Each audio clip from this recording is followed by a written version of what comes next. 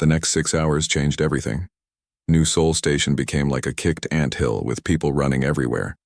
Admiral Park Hyun stood in the main command center, watching screens that showed the whole human fleet waking up. Ships that had been sleeping in dark corners of space suddenly turned on their lights. Captains who had been on leave got emergency calls.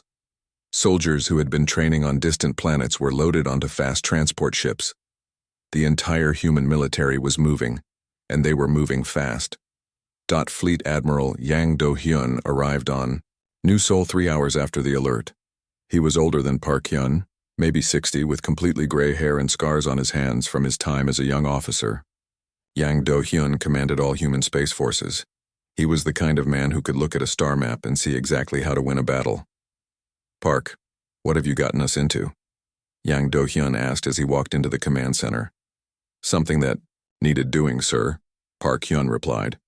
He showed Yang Do-hyun the star charts that Ambassador Colvan had given them.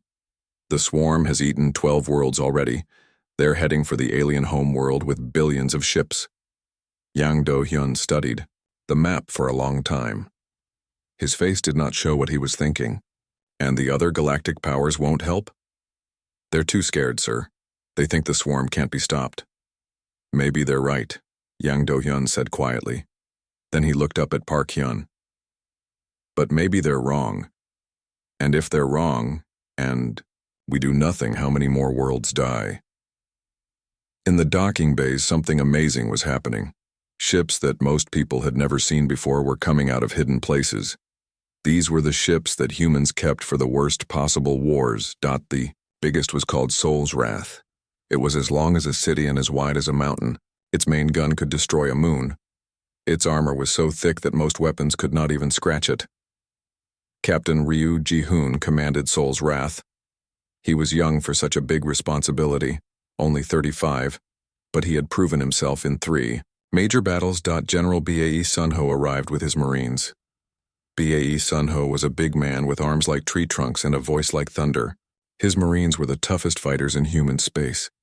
They trained by fighting each other in places that would kill normal people. They wore armor that made them stronger and faster than any human had ever been before. "How many Marines do we have ready?" Admiral Park Hyun asked. 50,000 combat-ready troops, General Bae Sunho said.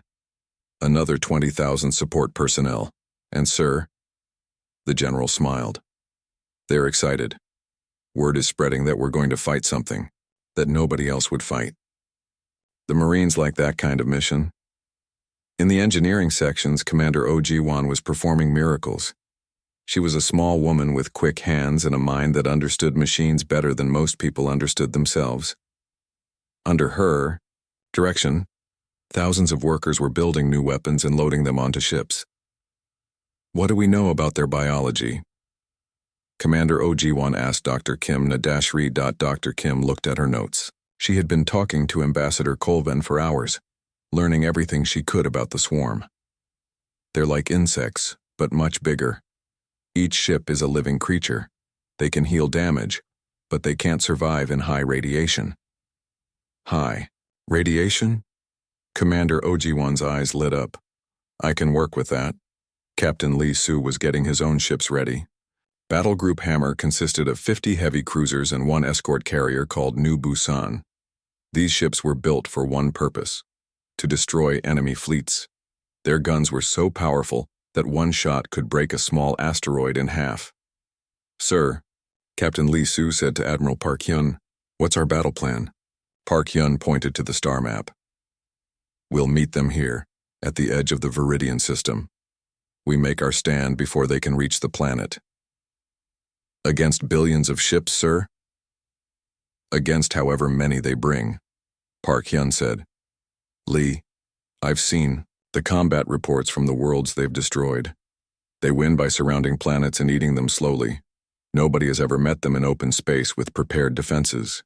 Lieutenant Commander Choi Min had been studying everything they could learn about the swarm. He was good at finding weaknesses in enemies. "Sir, I think I found something important. The swarm moves as one mind. They don't think like separate ships. They think like one big creature."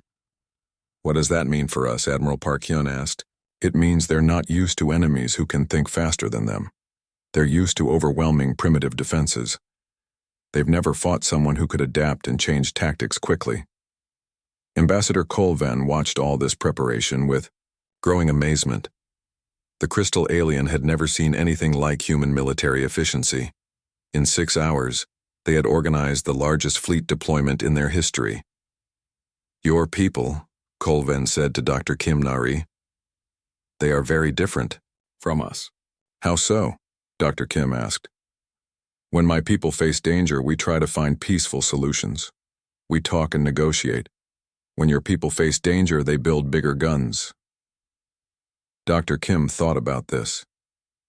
"Maybe that's because your people never lived on a world that tried to kill them every day. Earth was not kind to humans. We had to fight for everything: food, shelter, survival. It made us good at fighting." "But you fight for others too," Colvan said. "You barely know my people, but you risk everything to help us. Why?" Dr. Kim was quiet for a moment. "Because someone has to, and because we're good at it." In the weapons testing areas, new devices were being created. Commander Og-wan had designed special missiles that would spread radiation clouds through space. When the swarm ships flew through these clouds, their living tissue would die. "How many can we make?" Admiral Park Hyun asked. "We can have 1,000 ready by the time we reach Viridian space," Commander Og-wan said. "Each one can create a radiation field big enough to kill hundreds of their bioships." The human fleet was growing bigger every hour. Ships came from every human world. The mining colonies sent their armed cargo haulers. The research stations sent their experimental ships. Even civilian cargo ships were being fitted with weapons. But the most impressive ships were coming from the secret shipyards. These were hidden in asteroid belts and empty space, building ships that were too dangerous for most people to know about. The ships had names like Night Terror and Planet Killer. They were built for wars that might destroy entire species. General Bae Sun Ho brought his best soldiers to meet Admiral Park Hyun. These were the Marines who would have to fight on the alien bioships if boarding became necessary. They looked like metal giants in their powered armor. "Sir," said Major Park Sully, leader of the special assault teams, "what do we know about fighting inside their ships?" "They're alive," Dr. Kim Nari said. "The ships can heal themselves and change their internal structure. They'll try to trap you inside and digest you." Major Park Sully nodded. "Understood. We'll bring extra explosives." The Major was not tall, but she moved like a hunting cat. Her armor made her stronger than 10 normal humans. Her weapons could cut through steel like paper. She had fought in places where the air was poison and the ground tried to eat you. As the fleet prepared to leave, Ambassador Colvan asked to speak with Admiral Park Hyun privately. "Admiral," the alien said, "I must tell you something. The other species that refused to help us, they said humans were dangerous. They said your people were too violent, too aggressive. They said you solve problems with violence instead of wisdom." Admiral Park Hyun looked out at his fleet. Hundreds of ships floating in space, each one carrying enough firepower to level a city. "What do you think, Ambassador?" "I think," Colvan said slowly, "that sometimes violence is the only wisdom that matters." The departure ceremony was simple. There were no speeches or parades. Admiral Yang Do-hyun stood before the assembled fleet commanders and gave them their orders. "You all know what we're facing," Yang Do-hyun said. "Billions of enemy ships, a force that has never been defeated.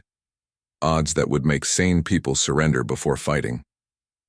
The officers listened in silence.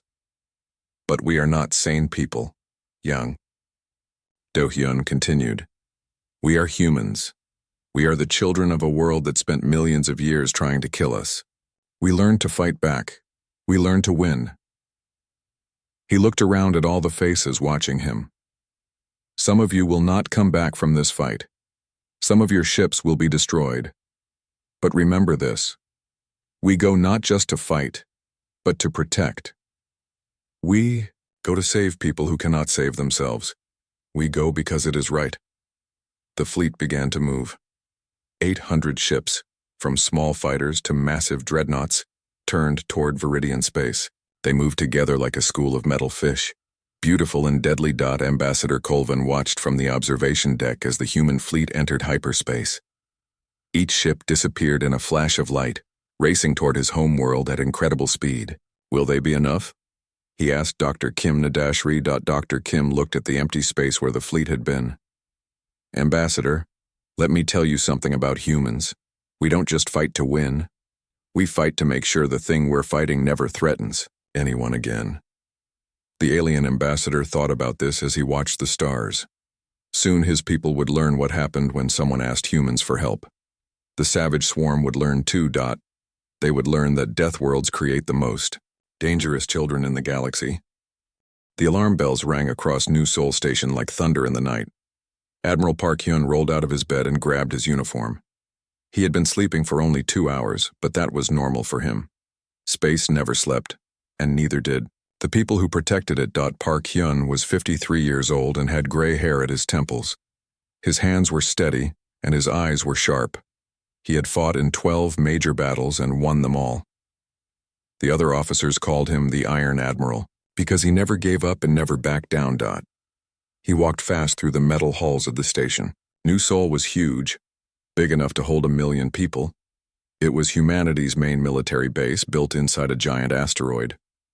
The walls were thick metal, and the guns were bigger than most ships. This was where humans planned their wars and built their fleets. The communication room was full of noise when Park Hyun arrived. Officers were running around and checking screens. Captain Lee Soo was already there looking at the main display. Lee Soo was Park Hyun's best captain. He was younger, maybe 40, with black hair and quick hands. He commanded the big ship called Iron Mountain. What do we have? Park Hyun asked. Unknown ship, sir, Lee Soo said. It came out of hyperspace about 10 minutes ago. The ship is badly damaged. It's sending distress signals, but we can't understand the language. Park Hyun looked at the screen. The alien ship was strange. It looked like it was made of crystal and metal mixed together. Parts of it were broken off and floating in space. Green liquid was leaking from holes in its side. Any weapons? Park Hyun asked. None that we can see, sir. The ship is barely alive. Life support is failing. Park Hyun nodded. Bring them in, but keep our guns ready. Call Dr. Kim Nari to the docking bay. Dr. Kim Nari was the best person they had for talking to aliens. She was 35 years old with long black hair that she kept in a tight bun. She spoke 12 human languages and had learned 4 alien languages.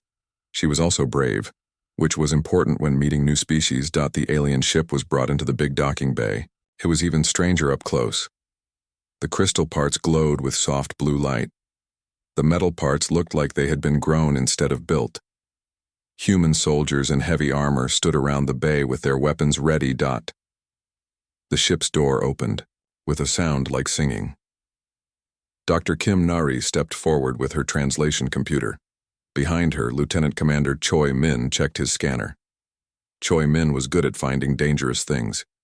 He was short and quick, with careful eyes. The alien that came out of the ship was tall, maybe 8 feet. Its body looked like living crystal. It had 4 arms and moved in a way that seemed like dancing. When it spoke, the sound was like music, but sad music. Greetings. Need help, the alien said through Dr. Kim's computer. The translation was rough, but they could understand it. I am Dr. Kim Nari, she said slowly. We want to help you. What is your name?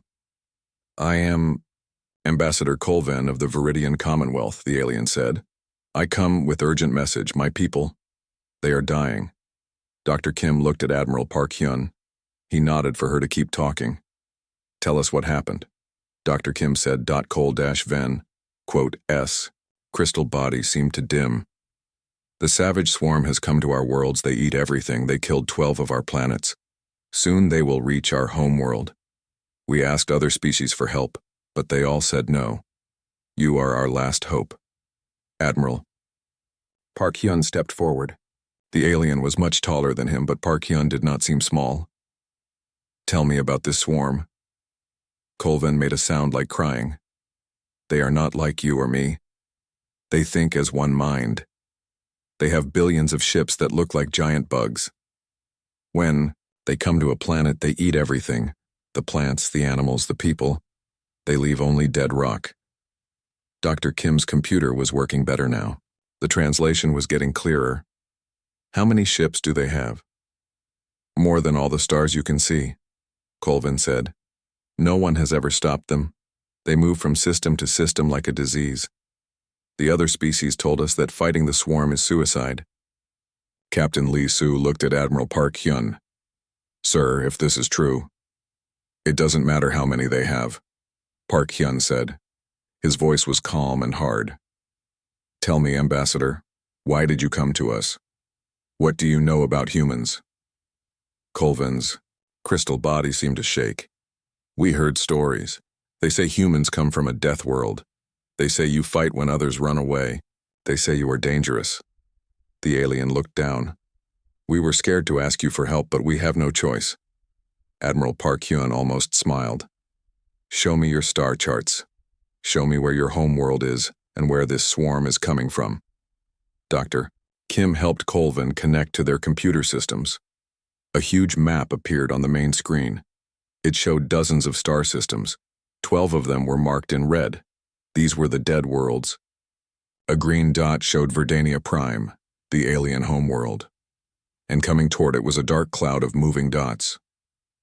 How long do we have? Park Hyun asked. 3 months, maybe 4, Colvin said. The swarm moves slowly, but they never stop. Lieutenant, Commander Choi Min studied the map. Sir, this is a lot of space if they have as many ships as he says. I can see the numbers, Choi, Park Hyun said. What I want to know is why no one else would help. Colvin looked at each of the humans. The Kalari Empire said it was too dangerous. The Threx Federation said they could not win. The Zephyr Alliance said they would not waste ships on a hopeless fight. They all said the same thing. The swarm cannot be stopped. The room was quiet for a moment. All the human officers were thinking. This was bigger than anything they had faced before. The aliens were talking about billions of enemy ships. Even Earth's entire fleet was only a few thousand ships. But Admiral Park Hyun did not look worried. He looked angry. Ambassador, he said, tell me about your people. Are they fighters? Colvin made a sound like a sigh. No. We are peaceful. We grow food and make art. We have never fought a war. We have no weapons except small ships for protection. We do not know how to kill. And the other species that refuse to help you? They have armies, but they are afraid. They say the swarm is too strong. They say it is better to hide and hope the swarm does not find them. Park Hyun walked to the big window that looked out into space. He could see the human fleet floating near the station. Big ships with thick armor and powerful guns. Ships built for war. Admiral, Dr. Kim said quietly, if what he's saying is true, this could be the end of his entire species. Maybe others too. Park Hyun turned back to face the alien. Colvin, I need to know something. If we help you, if we fight this swarm, will your people fight with us? The crystal alien seemed surprised. We do not know how to fight. You can learn, Park Hyun said. Everyone can learn to protect what they love. Captain Lee Su stepped closer to the Admiral. Sir, we should call a meeting with Fleet Command. This is a big decision. But Park Hyun was already walking toward the door. No meeting needed, Captain. Send a message to all ship commanders. Full deployment in 6 hours. We're going to war. Sir, Dr. Kim said. Shouldn't we ask for permission from Earth Command? Admiral Park Hyun stopped at the door and looked back at the alien ambassador. Colvin was standing very still, like he could not believe what he was hearing. Dr. Kim, Park Hyun said, there are some things that don't need permission. When someone asks for help against monsters, you don't ask for permission. You just help. He looked at all his officers. We've never backed down from impossible odds. We won't start now. As he left the room, Admiral Park Hyun was already making plans in his head. The savage swarm thought they could eat entire worlds without anyone fighting back. They had never met humans before. They were about to learn that. Death worlds produce very dangerous children. The human fleet came out of hyperspace at the edge of the Kethtar system like a storm arriving in clear skies. Admiral Park Hyun stood on the bridge of his command ship, looking at the 3 beautiful worlds that hung in space ahead of them. These were farming worlds covered in green plants and blue oceans. Billions of peaceful aliens lived here, not knowing that death was coming. "Contact!" shouted Lieutenant Yu Minho from his sensor station. "Multiple hyperspace signatures detected. They're big, sir. Really big." The savage swarm arrived 30 seconds later. The first thing that hit everyone was the smell. Even through the sealed ships and recycled air, somehow the stench of rotting meat and acid found its way to human noses. The bioships didn't just look like living creatures, they smelled like dying ones. "Holy," Captain Lee Su started to say, then stopped. Even he, who had fought in 12 major battles, had never seen anything like this. The swarm ships were horrible. They looked like giant insects crossed with sea monsters. Some were long and thin like worms with weapons growing from their sides. Others were round and fat like bloated spiders. All of them were covered in organic armor that moved and breathed. But the worst thing was how many there were. They came out of hyperspace in waves, hundreds at a time, until the space around Kethtar was black with bioships. The sensors couldn't even count them all. "Estimated enemy numbers," Admiral Park Hyun said calmly. "At least 50,000 ships, sir," Lieutenant Yu Minho replied. His voice was shaking. "And more are still arriving." Commodore Han Jae-sung commanded the fast attack squadrons. He was a thin man with quick eyes and quicker hands. His ships were built for speed and hit-and-run tactics. "Sir, recommend we fall back and regroup. These numbers—" "No retreat," Admiral Park Hyun said. "We make our stand here. All ships prepare for battle. Lee, take Battle Group Hammer and hit their left flank. Han, your fast attack ships will harass their rear formations. I want them confused and angry." The first shots of the battle came from the humans. Sol's Wrath fired its main cannon, a beam of pure energy that could melt mountains. The beam cut through 12 swarm bioships before its power faded. Each ship exploded in green fire, spilling acid and body parts into space. But where 12 ships died, 100 more took their place. The swarm attacked like a living wave. Their weapons were not like human weapons. They didn't fire metal bullets or energy beams.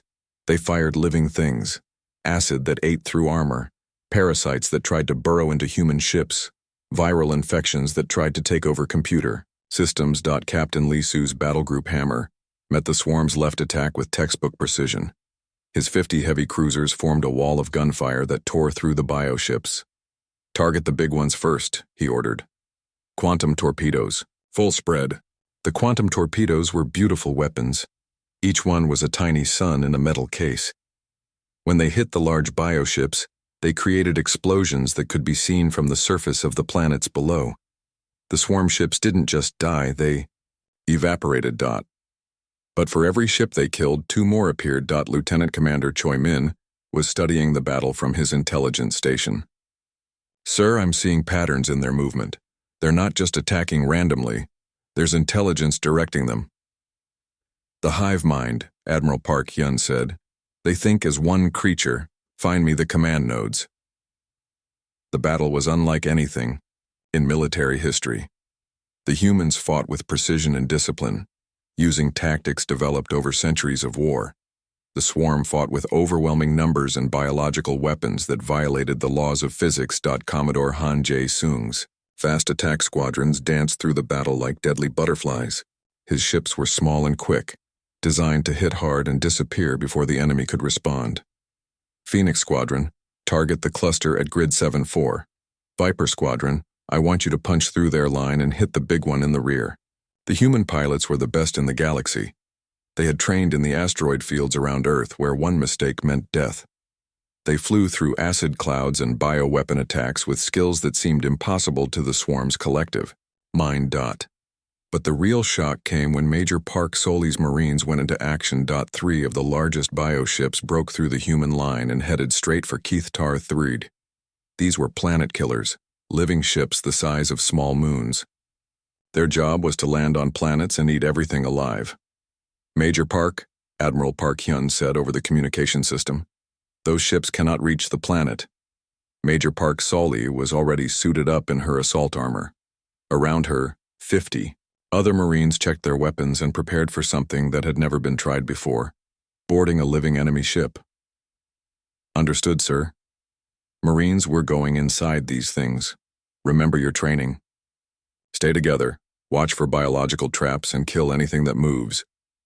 The assault shuttles flew straight into the mouth of the largest bioship. It was like flying into the throat of a giant monster. The walls were covered in slime and moving parts. Strange lights pulsed in the darkness. Major Park Sully led her team through corridors that shifted and changed as they moved. The ship was trying to trap them, growing new walls to block their path and opening holes in the floor to drop them into acid pools. It's trying to digest us, Sergeant Nam Yoon-jung reported. She was the toughest Marine in the unit, a woman who had survived 3 different death worlds during training. The walls are secreting some kind of enzyme. Then we'll have to work fast, Major Park Sully said. She fired her weapon at a wall that was trying to close around them. The plasma burst, burned through the living tissue, creating a new passage. Follow me, we need to find this thing's brain. The Marines moved through the bioship like antibodies fighting an infection. They had trained for combat in impossible environments, underwater, in zero gravity, in poisonous atmospheres. But fighting inside a living enemy ship was new even for them. They found the brain in the center of the ship. It was huge, the size of a building, pulsing with electrical activity. Around it, smaller creatures that looked like organic computers processed information and gave orders to the ship's weapons. Plant the charges, Major Park Sully ordered. We have 5 minutes before this thing figures out how to kill us all. The nuclear charges were small, but powerful. When they exploded inside a living target, they would destroy every cell for hundreds of meters in every direction. The Marines placed them carefully around the brain creature and set the timers. But the ship was learning. As they tried to leave, new defenses appeared. Acid sprayed from the walls. Electric shocks tried to stop their hearts. Parasites the size of dogs attacked them from the shadows. Sergeant Nam Yoon-jung held the rear guard as her team retreated. Her armor was damaged and acid was eating through her left arm, but she kept firing. Go, I'll hold them. The Marines made it to their shuttle just as the charges exploded. The bioship convulsed like a dying animal, its weapons going silent, its movement systems failing. It began to fall toward the planet below, but now it was just dead meat instead of a living weapon. Major Park Sully watched 2 more bioships die, the same way as her other Marine teams completed their missions. Admiral, planet killers neutralized. But we lost 8 Marines, including Sergeant Nam. The space battle continued for 6 hours. The humans showed the swarm things they had never seen before. Weapons that could destroy entire formations with one shot. Tactics that turned the swarm's numbers against them. Pilots who could fly through anything and still hit their targets. But slowly, the truth became clear. This was just the advance guard. The real swarm was still coming. Sir, Lieutenant Yu Minho said quietly. Long-range sensors are picking up massive hyperspace signatures. The main swarm fleet is approaching. Admiral Park Hyun looked at the tactical display. They had destroyed over 10,000 bioships, but it had cost them 37 ships and hundreds of lives. And this was just the beginning. How many ships in the main fleet? He asked. Estimate, 2 million ships, sir. Maybe more. The bridge was quiet for a moment. 2 million ships. It was a number so large it was hard to understand. The entire human fleet was only 800 ships. Captain Lee Su's voice came over the communication system. Sir, we did good work here today, but if those numbers are right... I know the numbers, Captain, Admiral Park Hyun said. All ships begin withdrawal to Verdania Prime. We'll make our final stand there. As the human fleet began to move toward the Viridian homeworld, Lieutenant Commander Choi Min made a discovery that changed everything. Sir, I've been analyzing the swarm communication patterns. There's something you need to know. They have a central command ship, a bioship so large it coordinates all the others. Kill it and the rest become mindless animals. How large? Admiral Park Hyun asked. Choi Min looked at his readings twice before answering. Sir, it's the size of Earth's moon, and it's protected by over 1 million bioships. Admiral Park Hyun stared at the sensor data. A living ship the size of a moon, directing billions of smaller ships in a campaign to devour entire worlds. It was the kind of enemy that existed only in nightmares. But humans had always been good at fighting nightmares. Send a message to Fleet Admiral Yang Do-hyun, he said. Tell him we found their weakness. And tell him we're going to need every ship humanity has ever built. The silence was the first thing everyone noticed. For days, space around Verdania Prime had been filled with the screams of dying bioships and the thunder of human weapons. Now there was only the quiet hum of ship engines and the soft voices of damage control teams. Admiral Park Hyun walked through the corridors of eternal vigilance, visiting the wounded and talking to his officers. The ship had taken heavy damage in the final battle. Holes in the hull were sealed with emergency patches. The medical bay was full of injured personnel who had fought beyond their limits and survived. Status report, he said to Captain Lee Soo, who now wore bandages on his left arm and had a healing cut across his forehead. All swarm bioships have been eliminated, sir, Lee Soo reported. We've swept the entire system twice. Nothing alive out there except us and the Viridians. The threat is completely gone. Fleet Admiral Yang Do-hyun arrived from Earth 3 days after the battle ended. He brought with him supply ships, medical personnel, and news from the human worlds. When he saw the aftermath of the battle, the debris fields where bioships had died, the damaged human vessels, the exhausted crews, his face showed both pride and sadness. You did it, Yang Do-hyun said to Admiral Park Hyun. You actually did it. The savage swarm is extinct. At a cost, sir, Park Hyun replied. We lost good people. Captain Shin Woo-bin and his strike team, Major Park Solai and half her Marines. Thousands of others who won't be going home. I know, Yang Do-hyun said quietly. But look what they died for. He gestured toward the planet below, where Viridian cities were celebrating their survival. They saved an entire species. Maybe more than one. The news of humanity's victory spread across the galaxy faster than hyperspace travel. Species that had refused to help the Viridians now sent messages of congratulations and requests for meetings. The galactic powers that had called the swarm unstoppable were suddenly very interested in talking to the humans who had made the impossible look easy. Ambassador Colvin came aboard Eternal Vigilance to thank Admiral Park Hyun personally.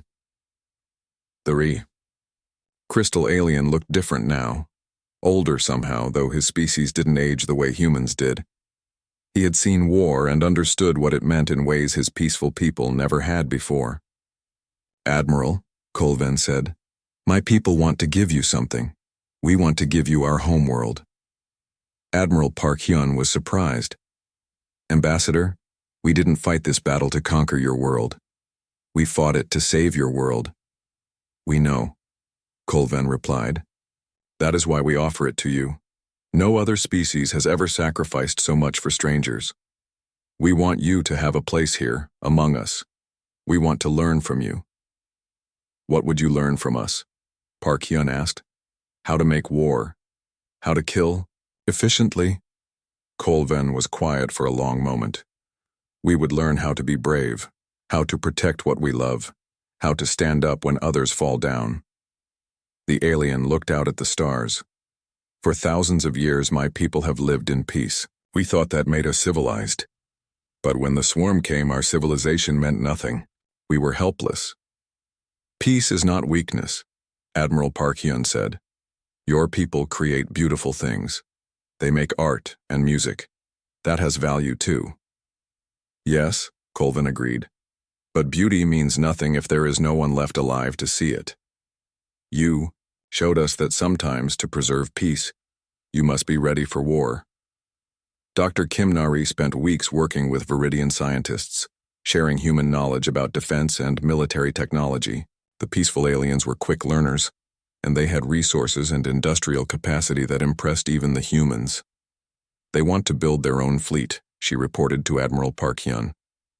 Nothing aggressive, just enough ships to protect their worlds if another threat appears. Good, Park Hyun said. Everyone should be able to defend themselves. Colonel Yoon Hee-jin worked with Viridian civilians who wanted to learn how to fight. She was amazed by their dedication. These people who had never held weapons before were training 12 hours a day, determined to never be helpless again. They're natural warriors, she told General Bae Sun-ho. They just needed someone to show them how. The changes in Viridian society were dramatic. Cities that had been built for beauty began adding defensive positions. Factories that had made art began making weapons. Schools that had taught music began teaching military tactics alongside their traditional subjects. But the biggest changes were happening in the rest of the galaxy. The Kalari Empire, which had refused to help the Viridians, sent a diplomatic mission to New Sol. The Empire's ambassador was a proud, warlike species that respected strength above all else. They offered a military alliance with humanity. Why now? Admiral Park Hyun asked the Kalari ambassador. You refused to fight. The swarm when it mattered. The Kalari ambassador, a tall creature with scales and sharp teeth, looked uncomfortable. We thought the swarm could not be defeated. We were wrong. We want to learn from our mistake. By allying with the people who were willing to fight when you weren't? By allying with the people who won when everyone else said it was impossible, the ambassador replied. Your species has proven that you are the most dangerous warriors in the galaxy. The Kalari Empire wants to be your friend, not your enemy. Similar messages came from the Threx Federation, the Zephyr Alliance, and a dozen other galactic powers. Everyone wanted to be allies with the humans who had done the impossible. Fleet Admiral Yang Do-hyun called a meeting of all senior officers to discuss these diplomatic offers. The meeting was held in the Great Hall of New Sol Station, with holographic displays showing star maps of the entire galaxy. The question, Yang Do-hyun said, is what we do with our victory. Every major power in the galaxy wants to be our friend now. They're offering trade deals, military alliances, and territorial concessions. Admiral Park Hyun studied the star maps. What do they want from us in return? Protection, Yang Do-hyun replied. They want us to be the galaxy's police force. When the next impossible threat appears, they want us to handle it. Captain Lee Soo spoke up. Sir, we barely survived fighting the swarm. Our fleet needs time to recover and rebuild. True, Yang Do-hyun agreed, but we also learned something important. Humanity is now the strongest military power in the galaxy. That brings responsibilities. Lieutenant, Commander Choi Min had been analyzing intelligence reports from across known space. Sir, there are rumors of other threats, things that might be as dangerous as the swarm was. Such as machine intelligences that consume technology instead of biological matter, energy beings that feed on stellar radiation, things that make the swarm look simple by comparison. The room was quiet as everyone considered this.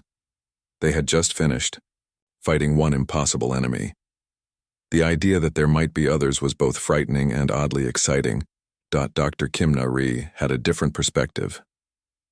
Sirs, maybe the question isn't whether we fight these future threats. Maybe the question is how we prepare the galaxy to fight them together. Admiral Park Hyun looked at her with interest. Explain. The reason the swarm was so successful was that each species tried to handle the threat alone. The Viridians couldn't fight because they had no military. The other powers wouldn't fight because they thought they couldn't win. But if we had all worked together from the beginning, we would have destroyed the swarm before it ate a single world, Park Hyun finished. You're suggesting we create some kind of galactic defense force. Not just defense, Dr. Kim said. Training, technology sharing, joint exercises. We teach other species how to fight, and they contribute their own strengths to the alliance. It was an ambitious idea. Instead of humanity becoming the galaxy's military, they would become the galaxy's military teachers. They would share their knowledge of warfare while learning from other species' knowledge of science, technology, and culture. The plan that emerged from these discussions became known as the Terran Defense Compact. Humanity would provide military training and protection in exchange for resources, technology, and mutual defense agreements.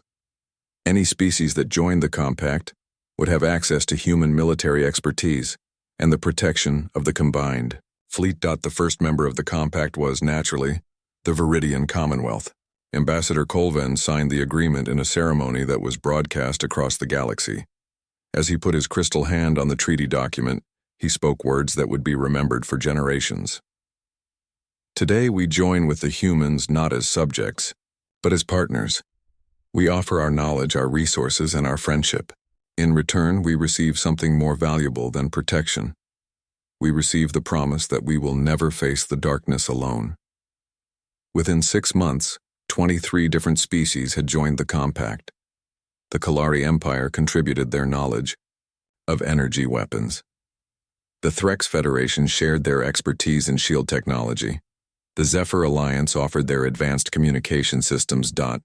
But the most important contribution came from an unexpected source. The Mindari, a species of brilliant scientists who lived in the galaxy's outer rim, approached humanity with an extraordinary offer. "We have been watching your species," the Mindari representative said. "Your victory over the swarm was impressive, but your willingness to share your knowledge with former enemies is even more impressive. We want to contribute something special to your alliance." Verdania Prime was the most beautiful world Admiral Park Hyun had ever seen. Blue oceans reflected white clouds, and green continents were covered with cities that looked like they were grown from crystal and light. Billions of Viridian people lived here in peace, creating art and music instead of weapons and war. But beauty would not save them from what was coming. The human fleet arrived at Verdania Prime with barely 6 hours to prepare. Fleet Admiral Yang Do-hyun had brought every ship humanity could spare. The fleet now had over 1,200 vessels, from massive dreadnoughts to tiny fighter craft. It was the largest military force humans had ever assembled. "Status report," Admiral Park Hyun said as he stepped onto the bridge of the new command ship. Eternal Vigilance. Vice Admiral Kim Tae-ho was already there, studying the tactical displays. Kim Tae-ho was an expert in defensive warfare. He had held the line at Titan Station when pirates tried to break through to Earth. "We've deployed orbital defense platforms around the planet, 50,000 missile launchers and energy weapons. If anything gets through our fleet, the platforms will hit them." Colonel Yoon Hye-jin commanded the ground-based defenses. She was a small woman with steel in her voice and fire in her eyes. "Sir, we've landed 30,000 Marines on the planet. Surface. The Viridians are helping as much as they can, but they've never fought a war before." "Are they willing to learn?" Admiral Park Hyun asked. "More than willing, sir. They're scared, but they're brave. Ambassador Colvin has organized civilian defense groups. They're not soldiers, but they'll fight for their families." The preparations were incredible to watch. Human engineers worked with Viridian scientists to turn crystal cities into fortresses. Weapons that had been stored in deep space for decades were brought out and made ready. Every ship, every gun, every soldier was positioned for the battle that would decide the fate of 2 species. Captain Shin Woo-bin arrived with his special mission team. Shin Woo-bin was young, maybe 30, but he was the best stealth pilot in the human fleet. His ship, Ghost Knife, could become almost invisible to enemy sensors. "Sir, we've studied the intelligence on their command ship. Getting close to it will be challenging." "Challenging how?" Admiral Park Hyun asked. "It's protected by a sphere of bioships. They're arranged in layers like armor made of living creatures. To reach the command ship, we'll have to fight through over 1 million enemies." Dr. Kim Nari had been working with Viridian biologists to understand more about the swarm. "Admiral, we've learned something important. The command creature is not just directing the swarm, it's thinking for them. The smaller bioships are like fingers on a hand. Cut off the brain and the fingers stop working." The savage swarm arrived at Verdania Prime like a nightmare made real. They came out of hyperspace in waves that seemed to go on forever. The space around the beautiful planet turned black as millions of bioships filled every available area. The stench of decay and acid made even the ship air recyclers work overtime. The sight was so horrible that some of the younger officers had to look away. The bioships moved like a living ocean of teeth and claws. Some were small, the size of fighters. Others were huge, bigger than human cities. All of them were focused on one goal: eating everything alive on the planet below. In the center of the swarm was the command ship. It was so large that it had its own gravity. Its surface was covered with eyes and mouths and tentacles that reached out for thousands of kilometers. It pulsed with electrical activity as it coordinated the attack of millions of smaller creatures. "Dear God," whispered Captain Li Su. Even his iron nerves were shaken by what he was seeing. "God's got nothing to do with this," Admiral Park Hyun said grimly. "This is what happens when the universe creates something that exists only to consume. All ships, prepare for engagement. This is what we came here to do." The battle began when Sol's Wrath fired the first shot. Its main cannon sent a beam of pure energy into the heart of the swarm formation. The beam punched through hundreds of bioships, creating a tunnel of destruction that glowed like a second sun dot. The swarm's response was immediate and overwhelming. Millions of weapons fired at once, turning space into a storm of acid, parasites, and biological horrors. The human fleet met this attack with precision and discipline that had been earned through centuries of war. Battle Group Hammer, now commanded by Captain Ryu Ji-hoon, after Li Su was promoted to Fleet Command, formed the center of the human line. 50 heavy cruisers fired in perfect coordination, their quantum torpedoes creating explosions that could be seen from the planet's surface. Commodore Han Jae-sung's fast attack squadrons moved through the battle like schools of deadly fish. They struck at weak points in the swarm formation, hit hard, and disappeared before the bioships could respond. Lightning Squadron, target the cluster at bearing 270. Thunder Squadron, I need you to clear a path for the assault teams. The human pilots showed skills that amazed even their own commanders. They flew through acid clouds that would dissolve normal ships. They dodged living missiles that could change direction in mid-flight. They fought in conditions that would have killed pilots from any other species. But the swarm had numbers that seemed infinite. For every bioship the humans destroyed, 10 more appeared. The battle was like trying to fight an ocean with a sword. No matter how skilled you were, there was always more water.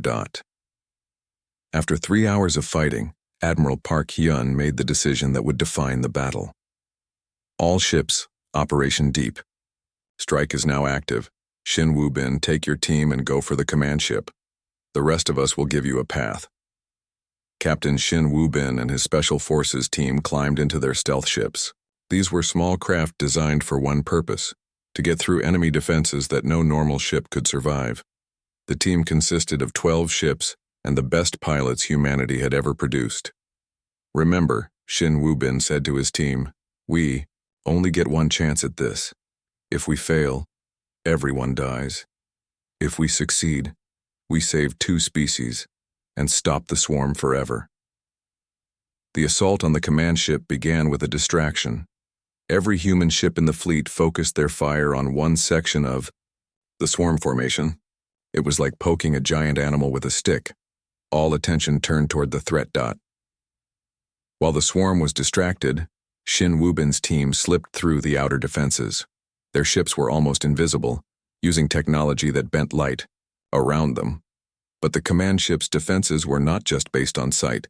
They could smell metal and electronics. They could feel the vibrations of engine systems.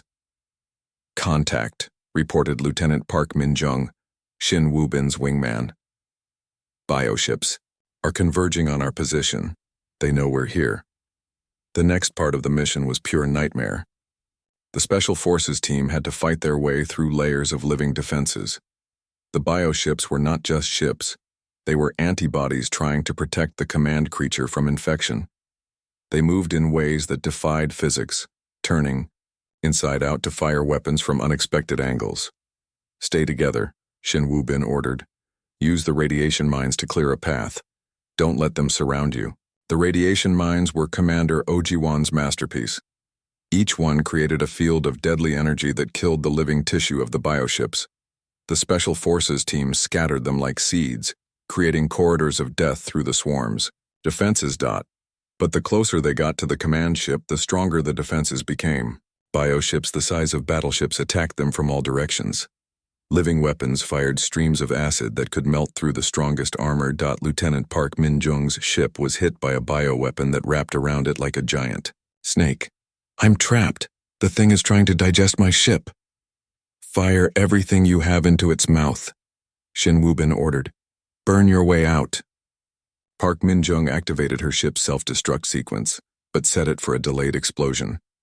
Her ship died in nuclear fire, taking 3 large bioships with it.